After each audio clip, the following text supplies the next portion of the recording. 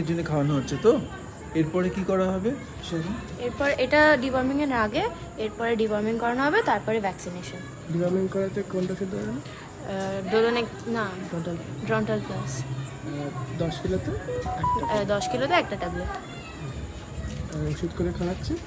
এখানে আরও অনেক থাকে, এখন শুধু 4টে আছে, বাকিগুলো এখন তোমার বোধহয় দিকে করি না, তুমি একটু বলো, তোমার দিকে করি না হয়তো।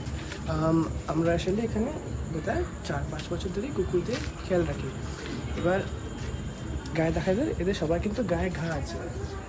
এমন না যে আমরা খেয়াল রাখি না, কিন্তু আসলে কয়েক বছরে অনেক বেড়ে গেছে, তো খেয়াল রাখার তো চেষ্টা করি।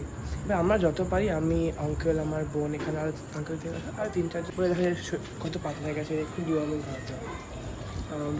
এদের গায়ে কোনো দিন ম্যাগট যদি হয় বা কোনো অসুখ যদি হয়, যেমন সেদিনকে কার পায়ে ফুট হয়ে গেছিলো, বা অনেক দেখো যত পারি যত সম্ভব ততটাই করছি।